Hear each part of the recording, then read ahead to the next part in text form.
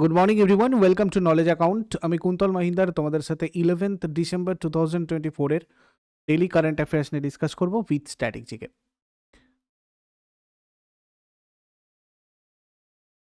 দেখো, আজকে তোমাদের ডেইলি কারেন্ট অ্যাফেয়ার্সের পর সকাল 9টায় ম্যাথের ক্লাস, 9:30টার সময় ইংরাজি ক্লাস কেস স্টাডিতে, স্ট্যাটিক জিকে বাউন্সার ক্লাস আজকে 10:30টার সময় হবে, ডাব্লিউবিপি জিকে কেস স্টাডিতে সন্ধ্যাবেলা 6টায়, আর আরআরবি এনটিপিসি জিকে জিএস আজকে 7টার সময় তোমাদের ক্লাস হবে। আগের দিন 7টার সময় নোবেল প্রাইজ 2024-এর আমি আরও একটা আপডেট দিয়েছি, যেখানে আরও কিছু আপডেট আছে, তোমরা ক্লাসটা করে নেবে। টেলিগ্রামে লিঙ্ক শেয়ার করা আছে, সময় মতো তোমরা ক্লাসটা অবশ্যই করে নিও। তো আজকে আমাদের প্রথম এবং সবথেকে গুরুত্বপূর্ণ একটা প্রশ্ন হচ্ছে, সম্প্রতি সঞ্জয় মালহোত্রা ভারতের কততম রিজার্ভ ব্যাঙ্ক অফ ইন্ডিয়ার গভর্নর পদে নিযুক্ত হয়েছেন? সঞ্জয় মালহোত্রা 26তম রিজার্ভ ব্যাঙ্ক অফ ইন্ডিয়ার গভর্নর হলেন। কেন্দ্রীয় অর্থমন্ত্রকের রাজস্ব সচিব সঞ্জয় মালহোত্রা ভারতীয় রিজার্ভ ব্যাঙ্কের 26তম গভর্নর হিসেবে নিযুক্ত হয়েছেন। বর্তমান রাজ্যপাল শক্তিকান্ত দাস 10th ডিসেম্বর 2024-এ অবসর নিয়েছেন, অর্থাৎ গতকাল অবসর নিয়েছেন, এবং আজকে থেকে 11th ডিসেম্বরে দায়িত্ব গ্রহণ করছেন এই সঞ্জয় মালহোত্রা। সঞ্জয় মালহোত্রা রাজস্থান ক্যাডারের 1990 ব্যাচের একজন আইএএস অফিসার। 1 ডিসেম্বর 2024-এ রাজস্ব সচিবের পদ গ্রহণ করেছিলেন। রিজার্ভ ব্যাঙ্ক অফ ইন্ডিয়ার হেডকোয়ার্টার মুম্বাইয়ে। গভর্নর সঞ্জয় মালহোত্রা ভারতীয় রিজার্ভ ব্যাঙ্কের 26তম গভর্নরেরই। ডেপুটি গভর্নর এম রাজেশ্বর রাও, স্বামীনাথন জানকীরমন, মাইকেল ডি পাত্র আর টি রবিশঙ্কর, এনারা রয়েছেন বর্তমানে ডেপুটি গভর্নর্স। ভারতের কেন্দ্রীয় ব্যাংক আমাদের এই রিজার্ভ ব্যাঙ্ক অফ ইন্ডিয়া, আর আরবিআইকে বলা হয় ব্যাংকার্স ব্যাংক। আরবিআই স্থাপিত হয়েছিল হিলটন ইয়ং কমিশনের সুপারিশে। 1926 সালে এই কমিশনের রিপোর্ট জমা দিলেও আরবিআই প্রতিষ্ঠিত হয় 1935-এ। ডক্টর বি আর আম্বেদকর তার the problem of the rupee, it's origin and it's solution এই বইটাতে আরবিআইয়ের ধারণা দিয়েছিলেন। 1934-এ ভারতীয় রিজার্ভ ব্যাঙ্ক আইন অনুযায়ী 1935 সালের 1 এপ্রিল আরবিআই প্রতিষ্ঠিত হয়েছিল। আর এর হেডকোয়ার্টার মুম্বাইয়ে রয়েছে। রিজার্ভ ব্যাঙ্কের সদর দপ্তর প্রথমে কলকাতাতে থাকলেও 1937-এ এটাকে মুম্বাইতে স্থানান্তরিত করা হয়েছিল, অর্থাৎ বর্তমানে মুম্বাইয়ে রয়েছে। তাহলে 1935-এর 1 এপ্রিল এটা আমাদের প্রতিষ্ঠিত হয়, সদর দপ্তর মুম্বাই। প্রথম গভর্নর কে ছিলেন? অসবর্ন স্মিথ, 1935 থেকে 1937-এ, অর্থাৎ যখন আমাদের ভারত স্বাধীন হয়নি। এটা আরআরবি এনটিপিসি 2021-এ কিন্তু এসেছিল। প্রথম ভারতীয় গভর্নর ছিলেন সিডি দেশমুখ, মানে ইন্ডিয়ান গভর্নর, ইনি নন ইন্ডিয়ান, ইনি ইন্ডিয়ান গভর্নর। সিডি দেশমুখ 1943 থেকে 1949-এ ছিলেন। প্রথম মহিলা ডেপুটি গভর্নর কে জে উদেশী। সবচেয়ে বেশি দিনের জন্য গভর্নর ছিলেন বেনেগাল রামারাও। সবচেয়ে কম দিনের জন্য ছিলেন অমিতাভ ঘোষ, মাত্র 20 দিন। আর একমাত্র ভারতীয় প্রধানমন্ত্রী যিনি আরবিআইয়ের গভর্নর ছিলেন তিনি হচ্ছেন মনমোহন সিং। আরবিআই জাতীয়করণ হয়েছিল 1949 সালের 1 জানুয়ারি। এটাও এনটিপিসি 2016-21-এ এসেছিল। আরবিআইয়ের প্রতীক বা এমব্লেম হচ্ছে চিতাবাঘ আর পাম গাছ। আর আরবিআইয়ের লোগোতে সিংহের ছবি থাকলেও পরে সেটাকে, আগে সিংহের ছবি ছিল, পরে সেটাকে বাঘের ছবি দিয়ে রিপ্লেস করা হয়েছিল, কারণ আমাদের ভারতের জাতীয় পশু বাঘ। রিজার্ভ ব্যাংকার অফিসারদের ট্রেনিংয়ের জন্য 2টো কলেজ রয়েছে। চেন্নাইয়ে রিজার্ভ ব্যাংক স্টাফ কলেজ আর পুনেতে কলেজ অফ এগ্রিকালচারাল ব্যাংকিং। আর জাল নোট সম্পর্কে রিসেন্টলি আরবিআই একটা ওয়েবসাইট তৈরি করেছিল জাল নোট সম্পর্কে সচেতনতা বাড়ানোর জন্য, যেটা হচ্ছে paisa.bolta hai.rbi.o.in। ভারতের রিজার্ভ ব্যাংক আন্তর্জাতিক অর্থ ভাণ্ডারের একজন কিন্তু সদস্য। আর 1 টাকার নোট বাদ দিয়ে বাকি সমস্ত ভারতীয় নোটে এই রিজার্ভ ব্যাংকের গভর্নরের সই থাকে। আমরা একবার গভর্নরগুলো দেখিনি, কেননা এর মধ্যে বেশ কিছু এনটিপিসিতে তোমাদের জিজ্ঞাসা করা হয়েছে। প্রথম স্যার অসবর্ন স্মিথ ছিলেন, তারপরে James Braid Taylor, sir CD Deshmukh. এখানে সিডি দেশমুখটা ইজ ভেরি ভেরি ইম্পর্টেন্ট। ইনি ভারত যখন স্বাধীন হয়নি তখনই ভারতের রিজার্ভ ব্যাংকের গভর্নর হিসেবে নিযুক্ত হয়েছিলেন। তো স্বাধীন ভারতবর্ষে প্রথম যদি আমরা দেখি স্যার সিডি দেশমুখ হবে, কেননা ইনি 1947-এর পর পর্যন্ত ছিলেন। কিন্তু স্বাধীন ভারতবর্ষে নিযুক্ত হয়েছিলেন স্যার বেনেগাল রামারাও। এই জায়গাটা একটু খেয়াল করে দেখবে। বাদ বাকি এখানে মনমোহন সিং 15তম রিজার্ভ ব্যাংকের গভর্নর ছিলেন, যিনি একজন প্রধানমন্ত্রীও ছিলেন। অমিতাভ ঘোষ সব থেকে কম দিনের ছিলেন। বিমল জালান 20তম ছিলেন, এটা 2021-এ কিন্তু এসেছিল। আর তখন বিমল জালান মানে নিউজে ছিলেন সেই কারণে। আর ডি সুব্বারাও এটাও এসেছিল 2021-এ। রঘুরাম রাজনটা আগের পরীক্ষাতে অনেক এসেছে, এখন আর আসার কথা নয়। শক্তিকান্ত দাস, এটা তো তোমাদের আসবেই যেহেতু উনিও ছিলেন আর কি।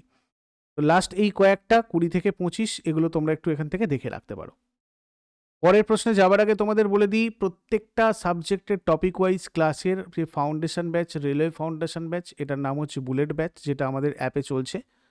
এখানে তোমাদের NTPC CBT1 CBT2 group D CBT1 মানে নন টেকনিক্যাল, ঠিক আছে, পুরোটা একদম ডিটেলসে কভার করা হয়েছে। ফাউন্ডেশন ব্যাচ মানে তোমরা এখানে পুরো জিনিসটা কিন্তু কভার করতে পারবে A to Z।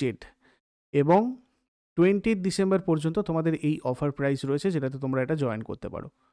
12 মাস তোমাদের ভ্যালিডিটি থাকবে। সমস্ত টেস্ট সিরিজও তোমরা পাবে প্র্যাকটিসের জন্য। পেড কোর্সে তোমাদের ডেমো ক্লাস, ডেমো PDF রয়েছে, ওখান থেকে দেখো। তোমাদের কোনো কোয়ারিজ থাকলে 9593430522 এই নম্বরে যোগাযোগ করে এই ব্যাচে তোমরা জয়েন করতে পারো। এছাড়া যারা যারা SSCর জন্য প্রিপারেশন নিচ্ছ, তোমাদের GD MTS বা CHSL এর জন্য একদম নতুনভাবে A to Z প্রস্তুতির জন্য তোমরা এই ব্যাচেতে জয়েন করতে পারো।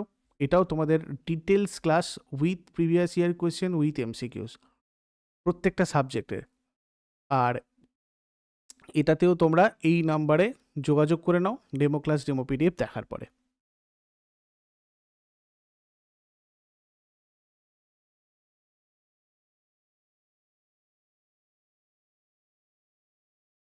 নেক্সট, রিমতালবা জিন ইমানুয়েল ওয়েড্রাউগো কোন দেশের প্রধানমন্ত্রী পদে নিযুক্ত হয়েছেন? রিমতালবা জিন ইমানুয়েল ওয়েড্রাউগো ইনি বুরকিনা ফাসোর প্রধানমন্ত্রী হিসাবে নিযুক্ত হয়েছেন। বুরকিনা ফাসোর রাজধানী হচ্ছে ওউগাডগো। মুদ্রা ওয়েস্ট আফ্রিকান CFA ফ্রাঙ্ক, মহাদেশ আফ্রিকা। তারপরে রাজস্থানের কোন শহরে সর্দার বল্লভভাই প্যাটেলের 11 ফুট লম্বা একটা মূর্তি উন্মোচন করা হয়েছে? এটা করা হয়েছে যোধপুরে। 11 ফুট লম্বা একটা মূর্তি উন্মোচন করা হয়েছে রাজস্থানে। কেন্দ্রীয় স্বরাষ্ট্রমন্ত্রী এবং সহযোগিতা মন্ত্রী শ্রী অমিত শাহ, কেন্দ্রীয় মন্ত্রী শ্রী গজেন্দ্র সিং শেখাওয়াত এবং অন্যান্য বিশিষ্ট ব্যক্তিদের উপস্থিতিতে রাজস্থানের যোধপুরে সর্দার বল্লভভাই প্যাটেলের 11 ফুট লম্বা এই মূর্তি উন্মোচন করা হয়েছে। এই মূর্তিটা ধাতু দিয়ে তৈরি, ওজন প্রায় 1100 কিলোগ্রাম।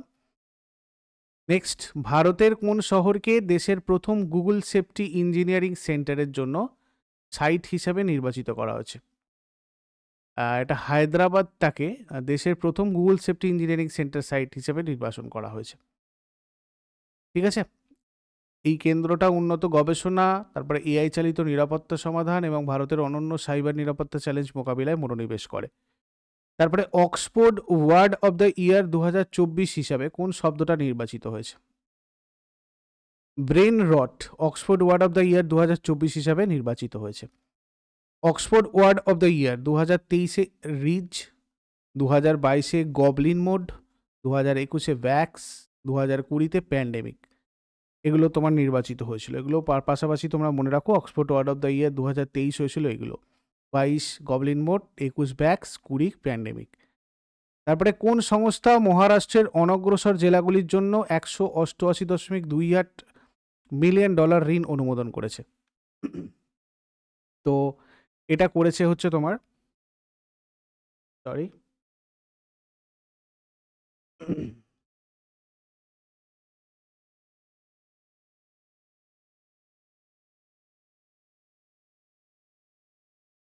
বিশ্ব ব্যাংক, আমাদের ওয়ার্ল্ড ব্যাংক এটা করেছে। বিশ্ব ব্যাংক মহারাষ্ট্রে $188.28 মিলিয়ন ঋণ অনুমোদন করেছে, যার লক্ষ্য রাজ্যের অনুন্নত জেলাগুলোতে অর্থনৈতিক প্রবৃদ্ধি প্রচার করা। এই ঋণের উদ্দেশ্য জেলা স্তরের শাসন ব্যবস্থা উন্নত করা, গভর্নেন্স পরিষেবাগুলো উন্নত করা এবং বেসরকারি খাতের সম্পৃক্ততা বৃদ্ধি করা।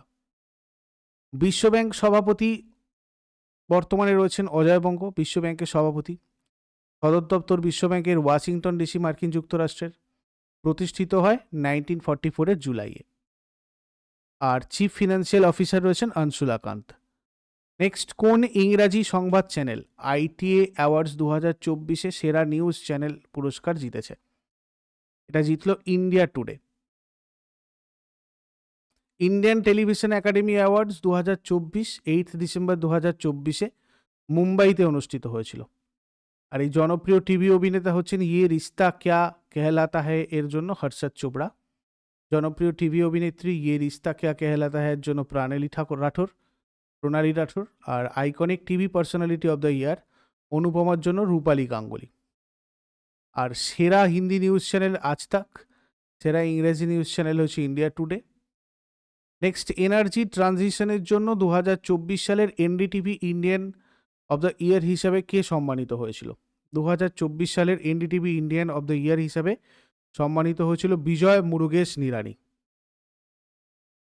ট্রু ওয়ার্ল্ড বায়ো এনার্জির প্রতিষ্ঠাতা আর ব্যবস্থাপনা পরিচালক বিজয় মুরুগেশ নিরানি 2024 সালে মর্যাদাপূর্ণ এনডিটিভি ইন্ডিয়ান এনার্জি ট্রানজিশন অ্যাকোলেডে ভূষিত হয়েছেন।